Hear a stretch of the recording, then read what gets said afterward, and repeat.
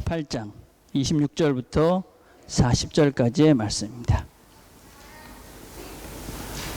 자, 제가 읽겠습니다. 주의 사자가 빌립에게 말하여 이르되 일어나서 남쪽으로 향하여 예루살렘에서 가서로 내려가는 길까지 가라 하니 그 길은 광야라.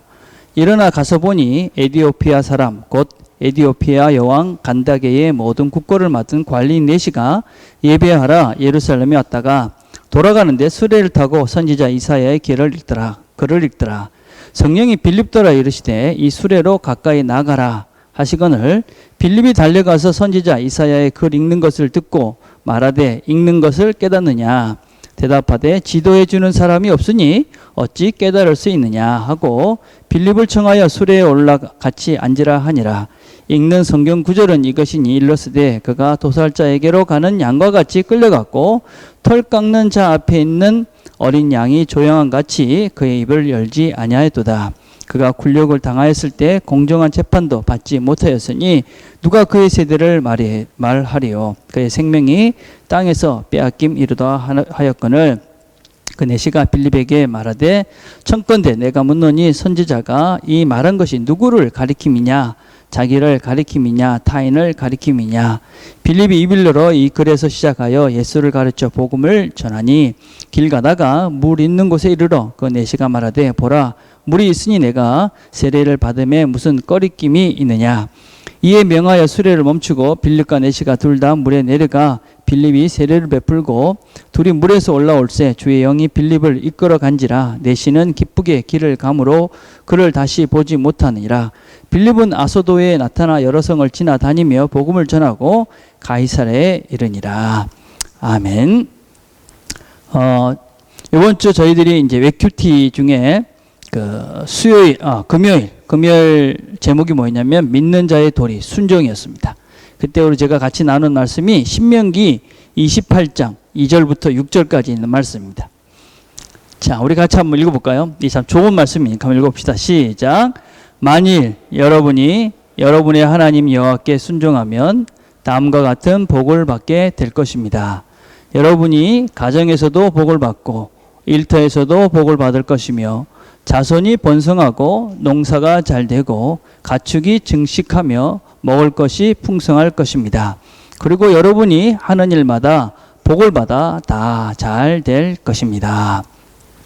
제가 이 설교를 할 때마다 주로 어떤 설교를 많이 하냐면 예수 믿는 것이 쉽지 않다, 만만하지 않다, 그런 얘기를 좀 많이 하는 편입니다. 그러니까 좀 오해를 하는 사람도 있는 것 같아요. 그 예수 믿는 게 되게 힘든 건가? 뭔가 이렇게 고달픈 건가? 좀 괴로운데 그 괴로운 예수를 왜 믿어야 되나? 뭐 이렇게 이제 생각하시는 분들이 있는 것 같습니다. 근데 사실은 예수 믿는다는 것은 그렇게 힘들고 고달픈 일은 아닙니다. 오늘 성경 말씀에 보니까 뭐라고 얘기하냐면 하나님 말씀을 이렇게 순종을 하면 최소한 3가지 복을 받는다. 그렇게 이야기합니다. 첫째는 어디서 복을 받습니까? 가정에서 복을 받는다. 가정에서 복을 받아. 그래서 가정이 화목하고 평화롭고 안정적입니다. 여러분 그 신앙생활을 잘 하는 사람, 그러니까 신앙적으로 어떤 면에서는 이 믿음이 좋은 가정은 화목하죠. 평화스럽잖아요. 그렇죠? 예. 그게 하나님이 우리에게 주는 1차적인 복입니다. 그래서 우리는 말씀대로 아내가 남편을 존경하고 또 남편은 아내를 주님이 교회를 사랑한 것 같이 사랑하고 자녀는 부모에게 순종하고 부모들은 부모들은 자녀들을 훈계하며 노엽게 하지 않고 그러면 그 가정이 무엇이 됩니까? 천국이 되는 것입니다. 그렇죠? 그래서 이런 하나님 말씀에 순종하면 가정이 복받는다. 이것입니다. 두 번째는 일터가 복을 받는다. 그렇습니다. 가정에서도 복을 받고 일터에서도 복을 받을 것이며 자, 그래서 일터가 복을 받는 것이죠. 이건 좀 설명이 필요합니다. 여러분 그리스도인들에게 있어서 이 직장 생활이라는 것은 단지 돈을 벌기 위한 장소만은 아닙니다.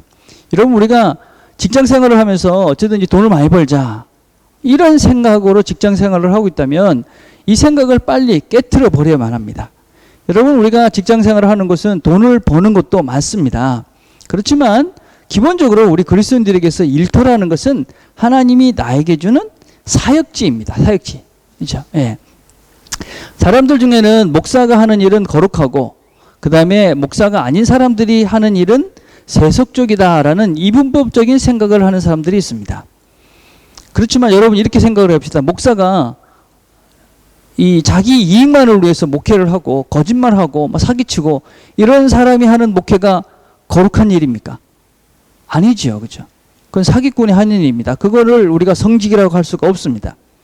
그렇지만 일반 직장에서 일을 하시는 사람들이 그곳에서 열심히 성실하게 이 일은 하나님께서 나에게 주신 일이야. 그렇게 믿고 최선을 다해서 정직하게 그렇게 그 일에 최선을 다하면, 그리고 사람을 대할 때 하나님 대하듯이 하고, 그리고 그 일 자체가 하나님 주신 나에게 거룩한 일이다. 그렇게 그 일터가 하나님 주신 소명인 것을 믿고 그 앞에서 열심히 최선을 다해서 일하면 그 일터가 성직이 되는 것입니다. 성직. 그러니까 거룩한 일터가 되는 것이죠.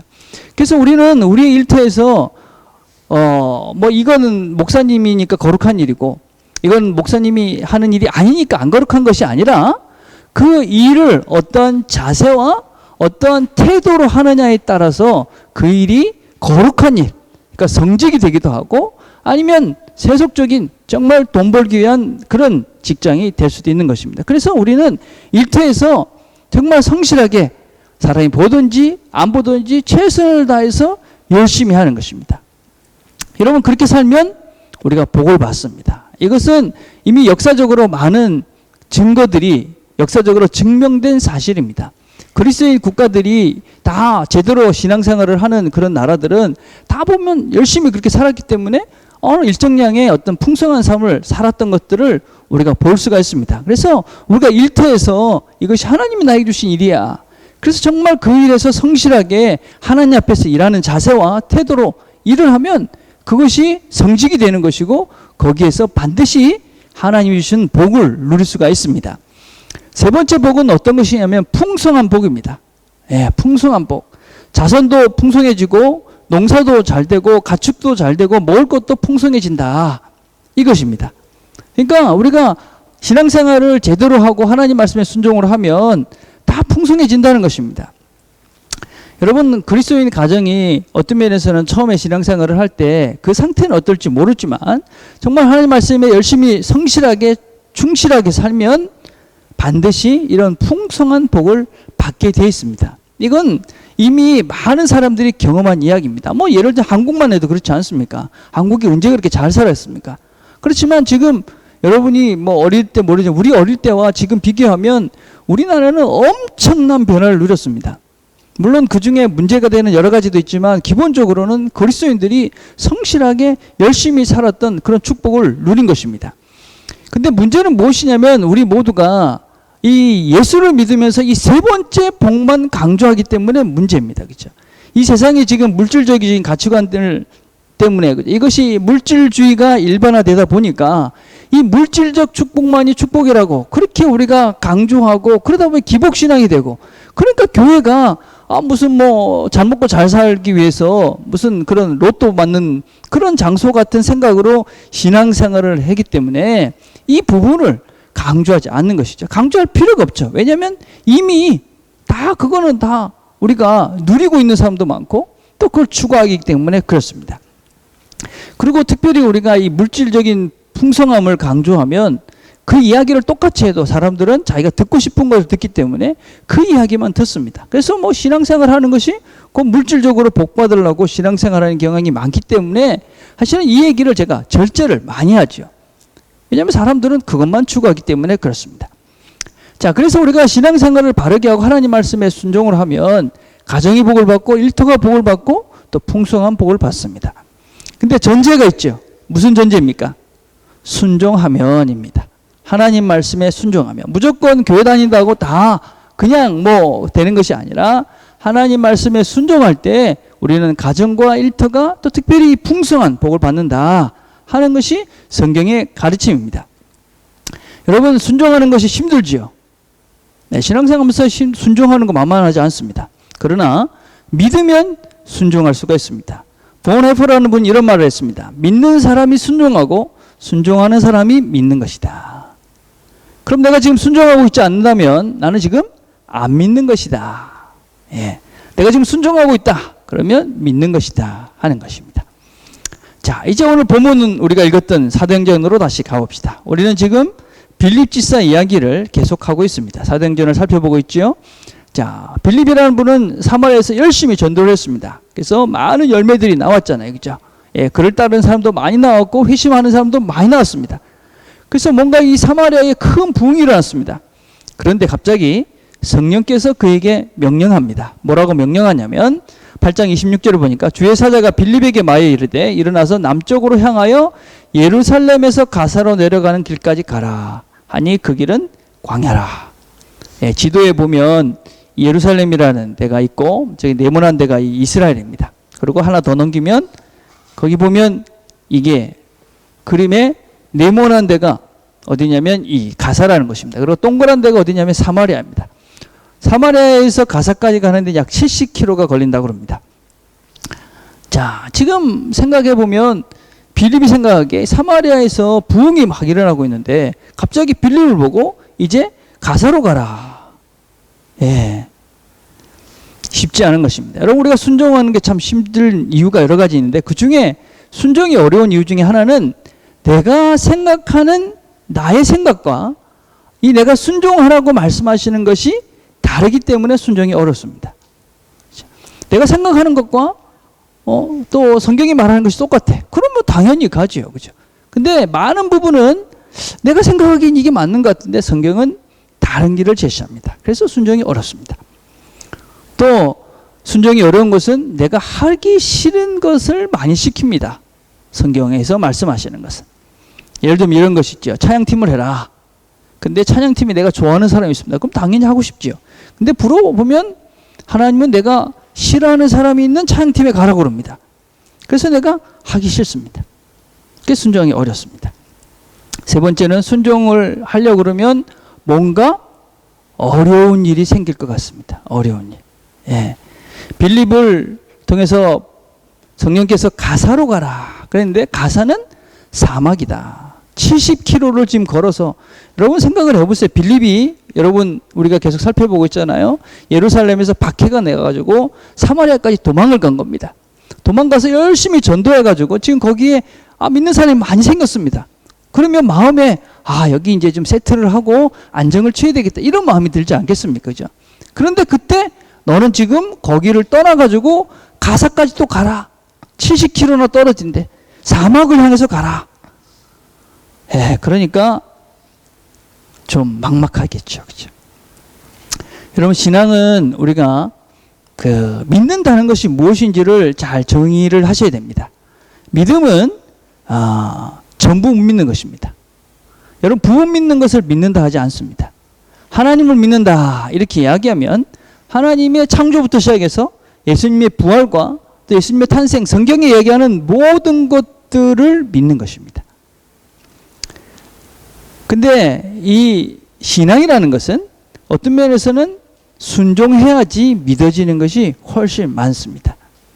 내가 믿는 것, 내가 이해되는 것만 믿는 것을 하나님을 믿는 것이다 라고 생각하시면 안 됩니다. 내가 믿어지고 이해되는 것만 믿는다. 그것을 갖다서 우리가 내가 복음이다 그렇게 이야기합니다. 내가 이해되고 내가 믿어지는 것 믿고 내가 이해되지 않고 안 믿어지는 것은 안 믿어. 예. 여러분, 그거는 신앙, 하나님 말씀을 믿고 하나님을 믿는 것이 아니라 그냥 나를 믿는 것입니다. 나. 예. 어떤 사람들 중에 이런 사람이 있습니다. 내가 정말 하나님을 믿고 싶어. 근데 안 믿어져. 이런 사람이 있습니다. 그런 사람들은 겸손합니다. 내가 부족하구나. 그렇게 깨달하고, 그리고 내가 이해되지 않지만 내가 할 수 있는 최선을 다합니다. 그래서 순종합니다, 여러분. 정말 믿고 싶은 사람은 순종부터 합니다. 근데 내가 복음을 굳게 믿고 있는 사람은 내가 믿고 싶은 것만 믿습니다. 그리고 하고 싶은 것만 합니다. 여러분, 그런 사람은 신앙을 하는 것이 아닙니다. 하나님을 믿는 것이 아니라 나를 여전히 믿고 있는 것입니다. 그렇죠? 예. 그래서 우리가 이 구문을 잘 하셔야 됩니다. 내가 지금 하나님의 말씀을 들으면서 어떤 거 내가 이해되는 거 저건 믿을 수 있는 거야. 저거는 내가 못하니까 아니야. 이렇게 만약에 내 생각의 잣대를 가지고 내가 믿을 건가 안 믿을 건가 순종할 건가 안 순종할 건가를 내 기준으로 자꾸 정하고 있다면 나는 지금 바른 신앙인이 아닌 것입니다. 지금은 우리는 성경을 믿는 사람이 아니라 나를 믿고 있는 사람입니다. 그렇기 때문에 여러분, 우리가 하나님이 말씀하시는 것을 순종하겠다라는 자세를, 하나님이 말씀했기 때문에 내가 순종하겠다 하는 자세가 우리에게 필요합니다. 근데 명심해야 됩니다. 뭐냐면 하나님 말씀은 우리가 보기에 이해가 되지 않고 또 어떤 힘들 것 같아 보이지만 순종하면 복을 받습니다. 예. 이 복이라는 것이 여러 가지 있지만 실제적으로 이 땅에서, 제가 별로 안 좋아하는 설교지만 이 땅에서도 복을 받습니다. 예, 이 땅에서도. 여러분, 빌립에 한 예를 들어볼까요? 빌립은 지금 말씀에 순종해서 가사로 갔습니다. 70km를 떨어진데 얼마 전에 도망한 가지고 겨우 정착을 했는데 하나님이 가라 그러니까 알겠습니다. 그리고 가사로 막 내려갔습니다. 가사로 갔다가 성경에 보니까 아소도로 가고 그리고 가이사랴까지 갔다 기록을 하고 있습니다. 그래서 거기를 다니면서 열심히 복음을 전했습니다. 그러고 난 다음에 빌립의 이야기는 성경에 등장하지 않습니다. 그리고 언제 다시 등장을 하냐면 21장에 가면 이 빌립에 다시 등장을 합니다. 21장 8절과 9절에 보면 이튿날 그곳을 떠나 가이사랴에 도착하였다. 우리는 7 집사 중의 하나인 전도자 빌립의 집에 들어가 그와 함께 머물렀다.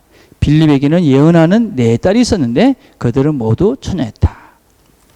이 기록은 바울이 3차 전도여행을 마치고 난 다음에 이제 마무리를 하기 위해서 예루살렘에 가는 중이었습니다. 그 중에 가이사랴라는 곳에 간 것입니다. 거기 누가 있었습니까? 빌립이 있었습니다. 예, 그 빌립이 있었던 거예요. 이거는 시기적으로는 약 20년 정도의 차이가 있었던 것입니다. 그러니까 빌립이 가사에 가서 아소도로 갔다가 그 다음에 가이사랴에 가서 거기서 잘 정착해서 가정을 꾸리고 거기서 4명의 자녀를 낳고 행복한 가정을 살았던 것입니다.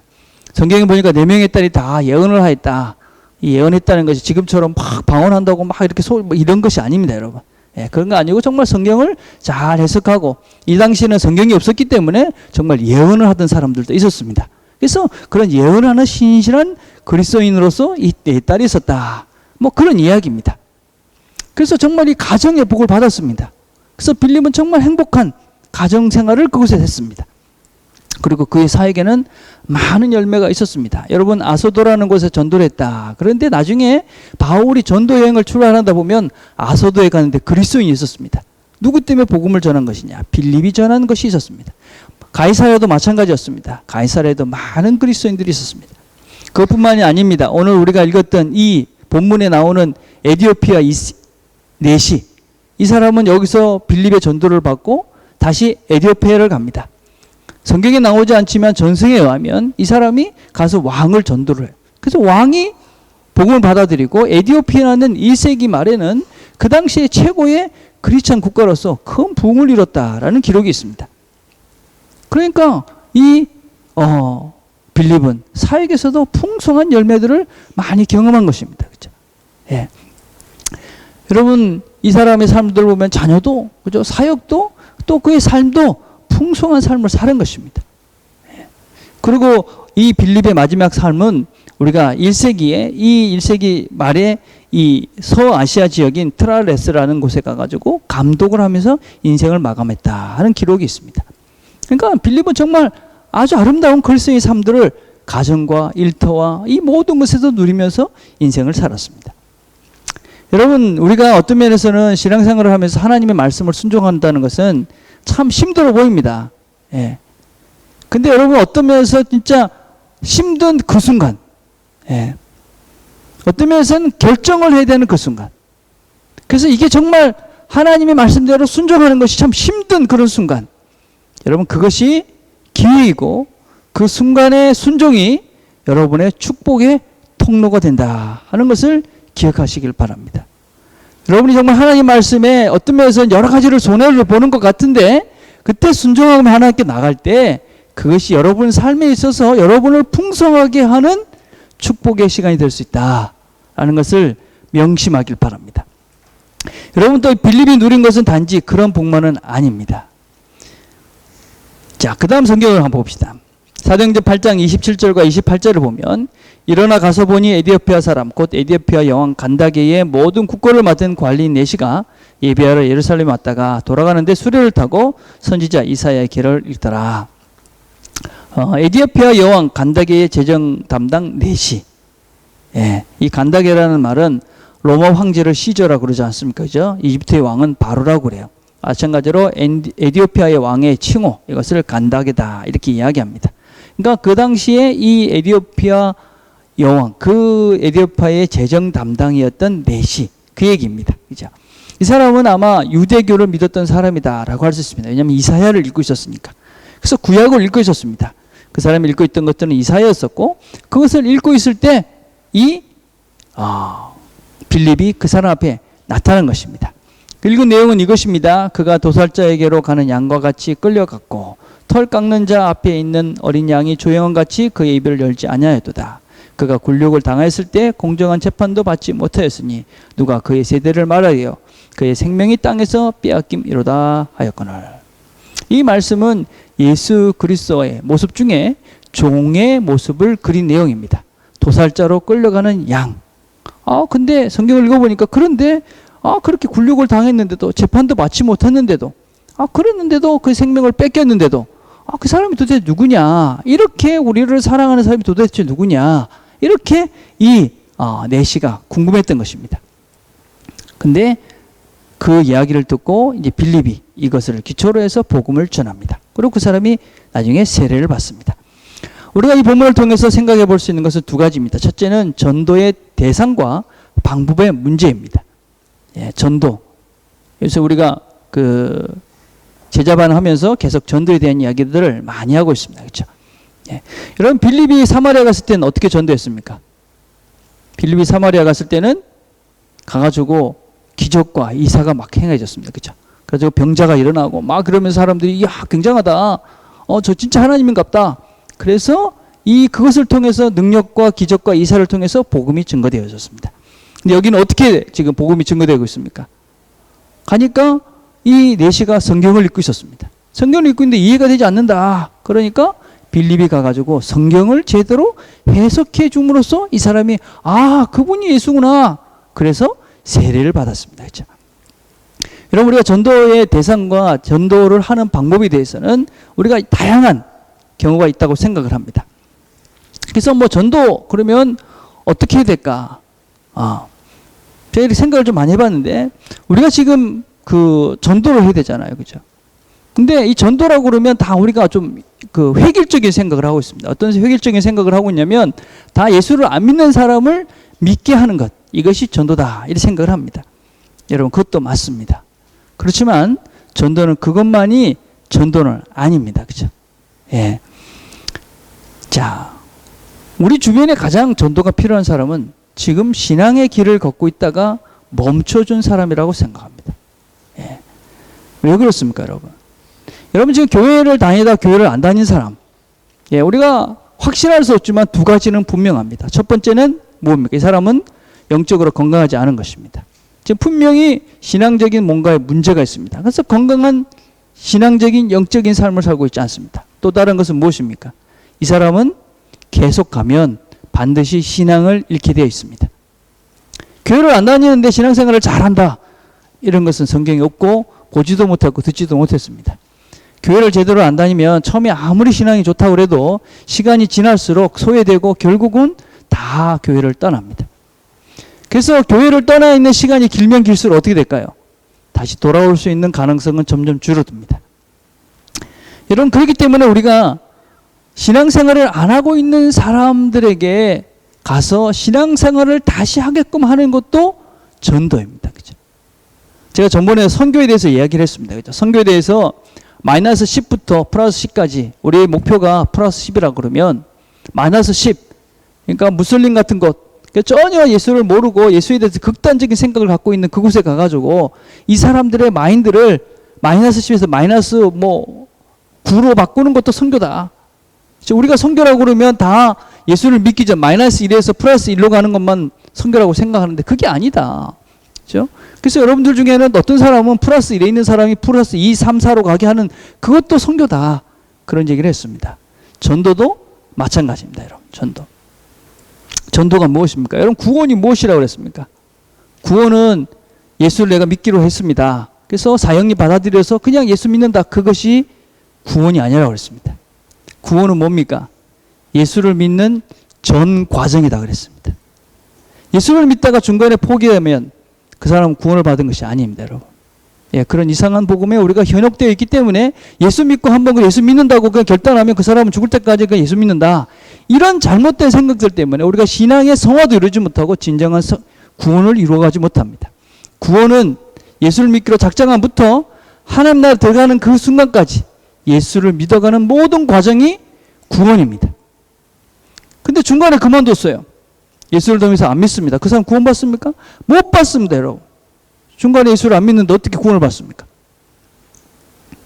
구원은 무엇입니까? 구원은 예수를 믿기 시작해서부터 하나님 나라까지 가는 것이 다 구원이다 그랬습니다. 그래서 하나님이 거룩한 자로 부르셔서 우리가 거룩한 하나님을 닮아가는 전 과정이 그것이 구원입니다.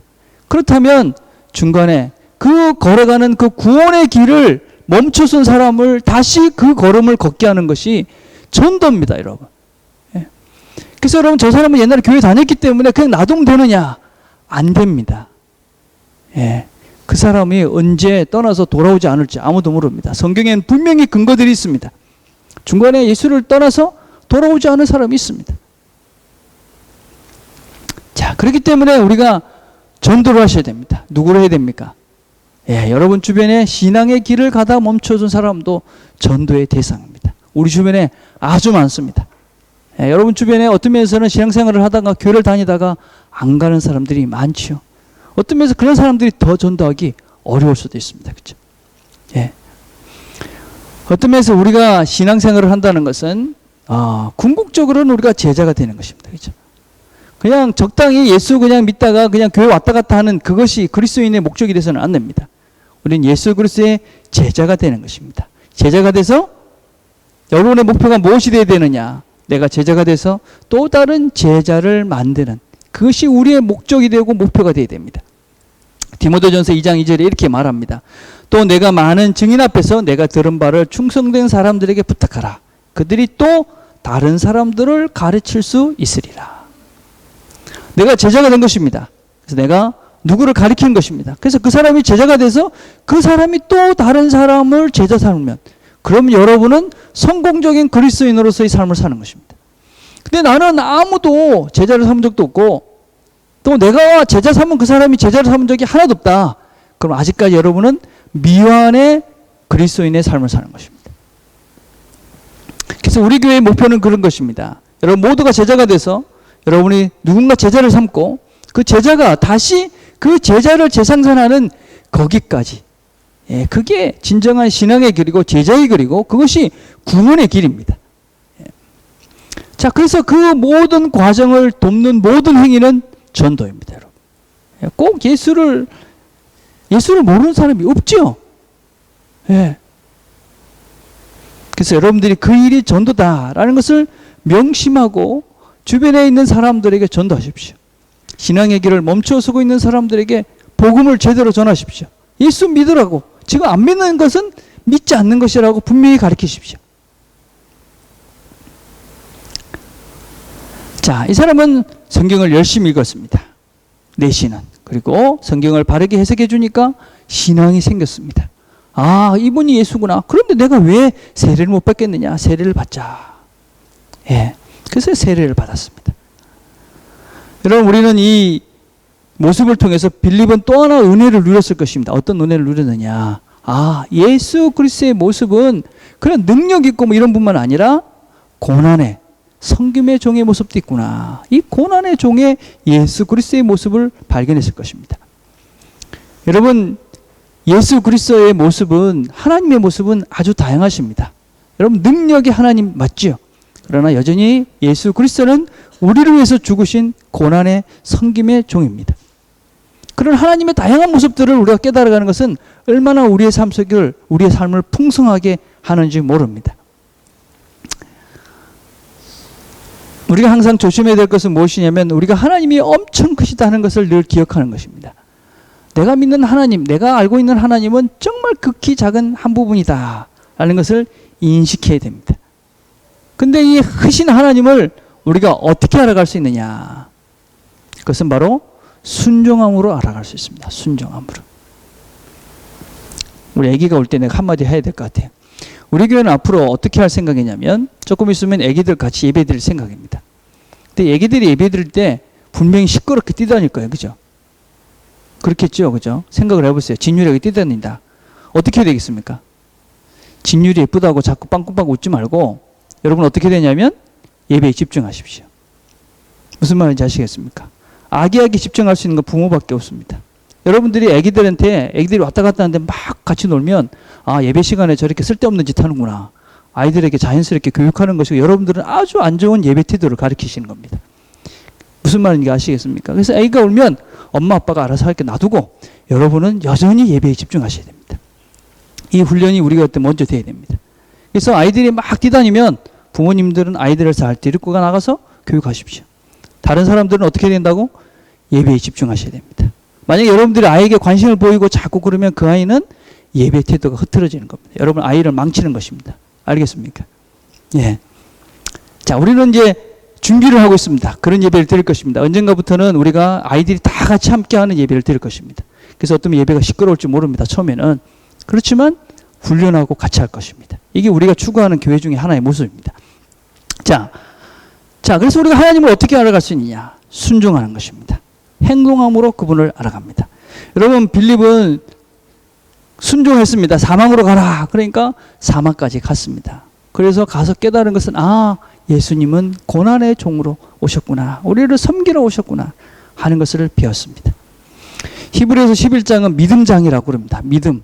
히브리서 11장에는 보면 믿음의 선배들의 그런 모습들을 쭉 보여주고 있습니다. 근데 그 믿음은 다 한결같이 순종이 뒤따랐습니다. 노아가 믿음으로 뭘 했습니까? 방주를 지었습니다. 방주를 몇 년 동안 100년이 넘게 지었습니다. 예. 그래서 그가 깨달은 것이 무엇일까요? 아, 하나님은 구원하시는 분이구나 깨달은 것입니다. 여러분 아브라함이 갈 바를 알지 못하고 하나님께서 갈대우르에서 불렀습니다. 그랬을 때 어떻게 했습니까? 갈대우르에서 떠났습니다.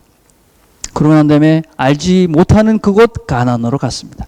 그래서 깨달은 것이 있습니다. 아, 하나님은 약속의 하나님이구나. 약속에 신실하신 하나님. 그분이 약속한 대로 다 이루어가시는구나 깨닫게 됩니다. 모세는 하나님 말씀에 순종해서 왕궁의 화려함을 버리고 광야로 가서 그 자손의 선조들을 구합니다. 그리고 그가 배운 것은 무엇입니까? 그가 하나님은 말씀하시는 분이구나. 시내사는 하나님 말씀 보고 하나님을 대면하게 됩니다. 여러분 믿는다는 것은 무엇이냐면 순종하는 것입니다. 믿는다는 것은 행동하는 것입니다. 여러분 믿는다 그러면 행동하지 않고 순종하지 않는다. 그것은 믿음이 아닌 것입니다.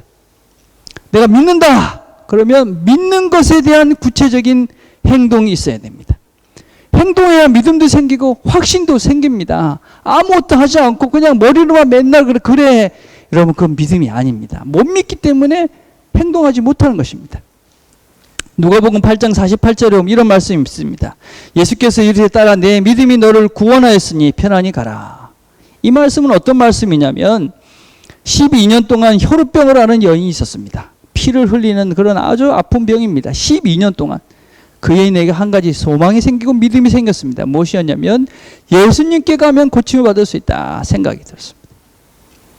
그런데 예수님께 가려니까 수많은 관중들이 무리들이 뒤어서서 들어갈 수가 없었습니다. 예, 여인이 그 부끄러운 무릎쓰고 그 아픔을 이끌고 어떻게 갑니까? 예수님께 가서 거의 예수님의 옷자락을 잡습니다. 그리고 고침을 받습니다. 그 병이 낫습니다. 그리고 주님께서 내 믿음이 너를 구원하였으니 평안히 가라 하는 주님의 은혜의 말씀을 듣습니다. 이 여인이 병을 어떻게 고칠 수 있었습니까? 그래, 주님께로 가면 고칠 수 있어. 그 생각만 하고 있었다면 그 여인은 병을 고칠 수 없었을 것입니다. 행동하지 않았다면 그 여인은 그냥 예수님이 고칠 수 있을 거야 그런 생각으로 평생 그렇게 병을 앓고 살 수밖에 없었을 것입니다. 믿기의 여인은 행동한 것이죠. 예수님의 옷자락이라도 만지면 내가 날 거야. 그래서 옷자락을 만지러 그 많은 사람을 뚫고 그 앞으로 나간 것입니다. 그래서 그 옷자락을 만졌고 그 여인은 병 고침을 받았습니다. 이 여인은 믿었기 때문에 행동한 것이지요. 우리가 문제가 많다고 이야기를 하면서 그래 주님께로 가면 문제가 해결이 될 거야 그러면서 우리는 실제로는 행동하지 않습니다. 그냥 내 생각 속에서 내 그냥 할 수 있는 그 맴소리 내에서 거기서 빙빙 도니까 신앙생활을 얼마 동안 해도 여전히 신앙은 없고 믿음은 없고 그냥 고맹맹 돌면서 그래 사는 것입니다. 여러분, 내가 믿는다 하는 것은 내가 무엇에 순종하느냐의 문제인 것입니다. 예.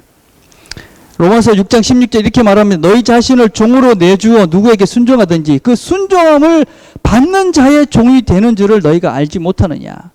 죄의 종으로 사망에 이르고 순종의 종으로 의에 이르느니라. 여러분이 무엇에 순종하느냐, 무엇을 따라 사느냐, 그것이 너의 주인이다 하는 것입니다.